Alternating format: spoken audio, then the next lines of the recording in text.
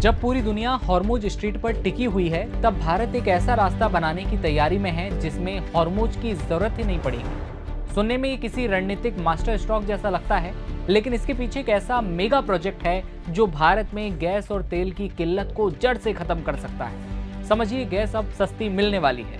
Hormuz की नाकेबंदी, Iran America युद्ध की वजह से मंडराते तेल गैस के संकट के बीच भारत एक ऐसे मेगा प्रोजेक्ट पर कदम आगे बढ़ा रहा है जो आने वाले दशकों के लिए देश की ऊर्जा सुरक्षा की तस्वीर पूरी तरह से बदल देगा।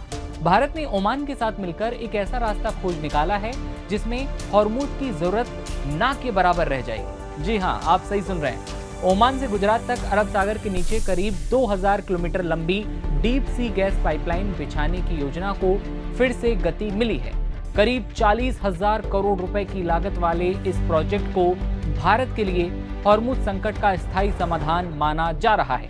यानी कि अब भारत कह सकता है कि आप रखिए हॉर्मुज, अगर ये 40,000 करोड़ का प्रोजेक्ट पूरा हो जाता है। लेकिन भारत के इस प्रोजेक्ट में कौन कौन सी चुनौतियां हैं जो रास्ते का रोड़ा है, इस पर भी आगे बात करेंगे। अमेरिका और ईरान के बीच बढ़ते टकराव ने दुनिया को यह एहसास करा दिया कि हॉर्मुज स्ट्रेट पर किसी भी तरह का संकट पूरी दुनिया में ऊर्जा सप्लाई को झटका दे सकता है। भारत के लिए ये चिंता और भी ज्यादा बड़ी है, क्योंकि देश अपनी जरूरत की आधे से ज्यादा प्राकृतिक गैस आयात करता है और उसका बड़ा हिस्सा इसी समुद्री रास्ते से होकर आता है। यही वजह है कि भारत अब ओमान से गुजरात तक अरब सागर के नीचे करीब 2000 किलोमीटर लंबी डीप सी गैस पाइपलाइन बिछाने की योजना को तेजी से आगे बढ़ा रहा है।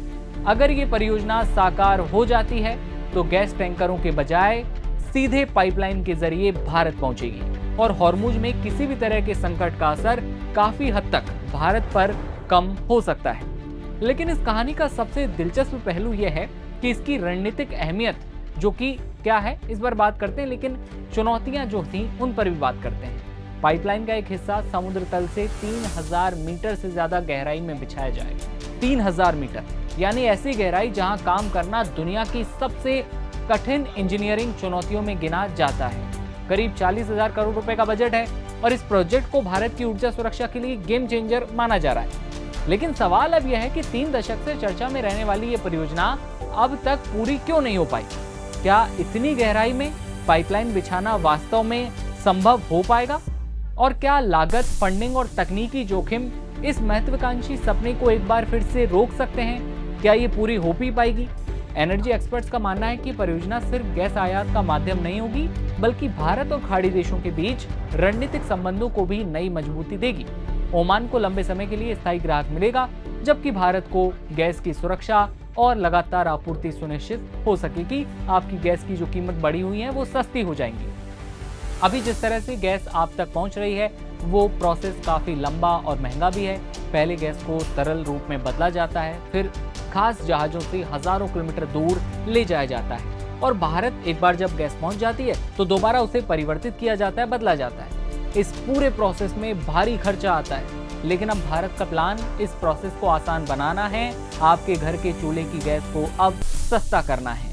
लेकिन इस परियोजना के सामने कई बड़ी चुनौतियां हैं जिसके बारे में हमने बात की। सबसे बड़ी चुनौती इंजीनियरिंग की है। समुद्र की 3000 मीटर गहराई पर पाइपलाइन बिछाना कोई आसान खेल नहीं है।